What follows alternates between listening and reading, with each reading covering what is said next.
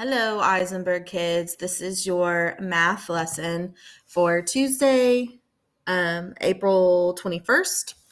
And we're going to continue talking about lines and line segments today, but we're going to be looking at how lines and line segments can be put together to create plane figures. And when we talk about the word plane in math, we are not talking about like an airplane. Okay, so when we use the word plane in math, it's talking about a flat surface.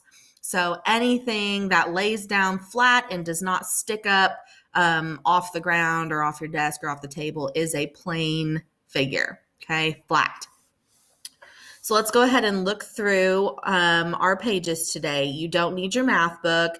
Everything you need is going to be right here on this document that I asked you to pull up. So we're going to go through this top part pretty quickly because a lot of this is things that we have learned already, and then go through a couple examples at the bottom, and then you'll be ready to go to do your Edge Elastic assignment for today. Please remember that you can keep this document pulled up the entire time you're doing your Edge Elastic assignment. That's not cheating. It's probably what you need to do to help you learn, okay? So things are a little different since we're not sitting in our classroom. And even if we were in our classroom, I would let you use your notes or the things that we had done once you were ready for your independent assignment, okay? So that's totally fine for you to do.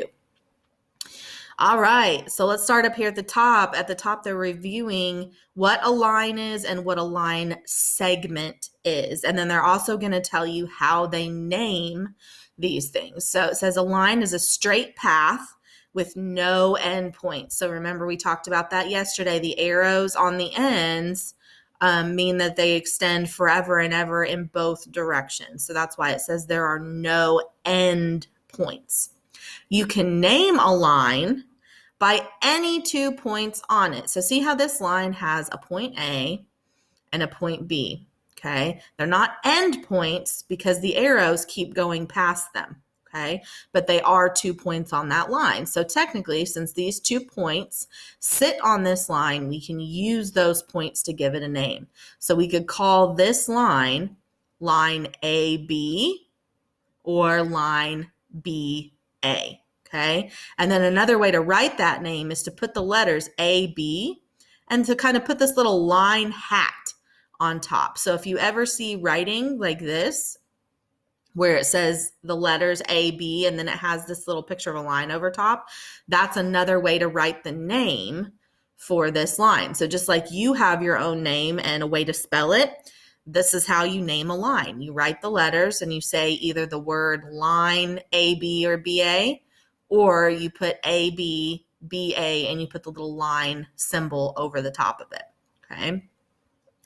Now, a line segment is part of a line. So remember, yesterday we talked about it's the section of line that's in between 2 points. So it's almost like we went up here to this line and we grabbed this and just pulled that middle chunk out, and it makes this line segment, okay?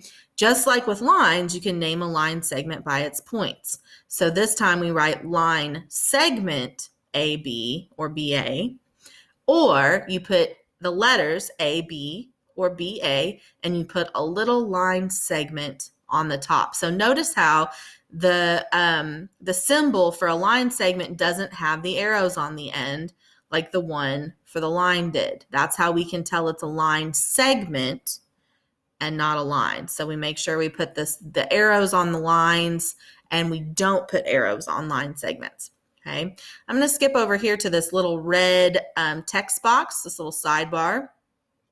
It says a point is a position in space. It may be on a line segment, or a plane figure. It might be alone.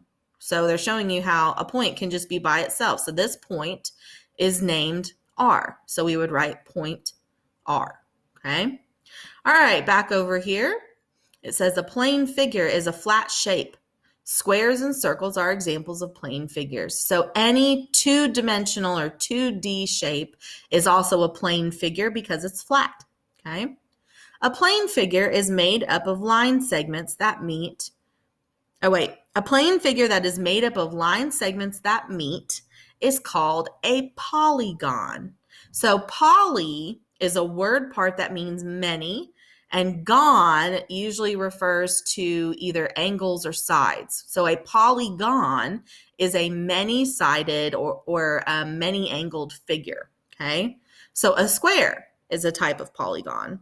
A circle is not a polygon. So the reason for that is because a circle is technically not made up of line segments because a line has to be straight. And is a circle straight? Are any parts of a circle straight? No. So that's why a circle is not a polygon, because it has curved sides. And in order to be a polygon, it has to have straight sides. Okay?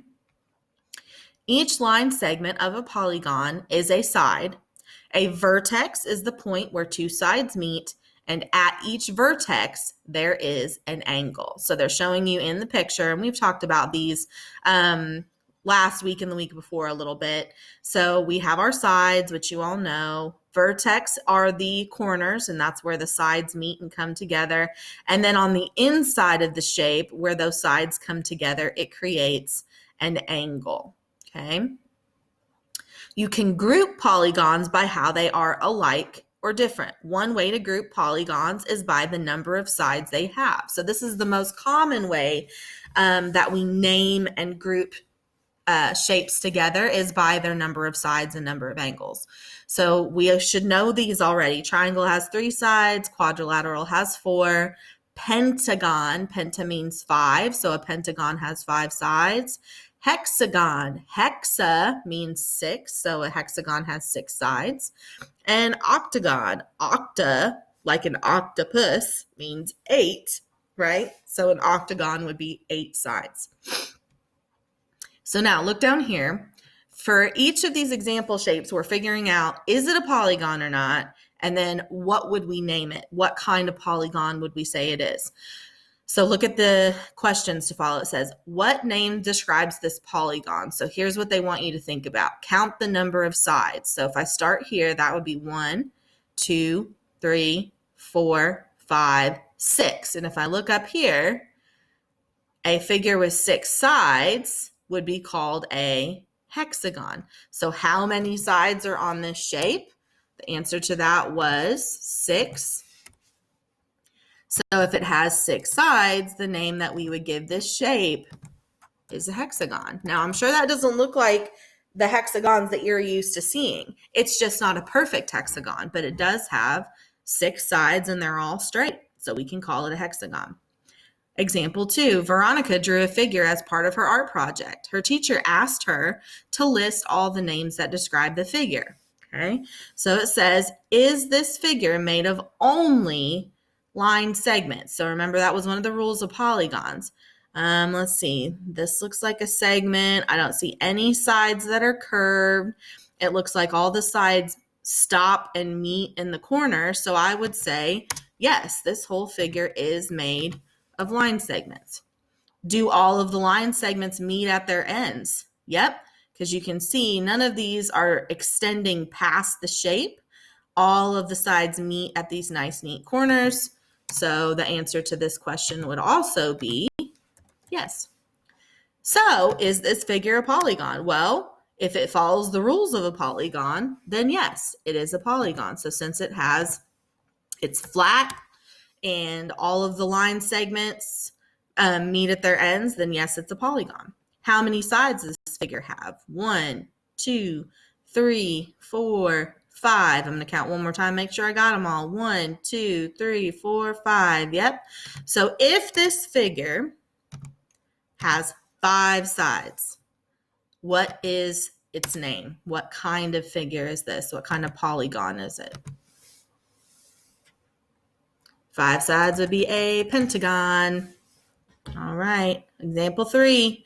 Waldo found this picture frame in his grandmother's house. Is it made of line segments? Yes, it's made up of all line segments. Is the figure made of line segments connected at their endpoints? So you don't see endpoints in this picture, but they have imaginary endpoints. So if it stops at the corners and doesn't have like a side that sticks out and goes this way, then it does have an endpoint because it's stopping. Okay, so even though we're not seeing points on this picture, yes, all the sides meet at their endpoints. So is this figure a polygon? If your answer to the first two questions is yes, then yes, this is a polygon. How many sides does the figure have? I see 1, 2, 3 on top, 4, 5, 6 on the bottom. So if the polygon has 6 sides, what do we call it? A 6-sided plane figure is called a hexagon. All right. Definitely keep this open and in front of you while you are working on your edge elastic assignment today. Oh, one more reminder. I forgot to read this second little red text box, and this is very important. It says a polygon cannot be open. So it says this figure is not a polygon because it has this opening in the side. Okay. So it cannot be open to be a polygon. You'll want to remember that when you do your work today. Keep your notes in front of you. Work hard. Let me know if you need any help. Thanks, guys.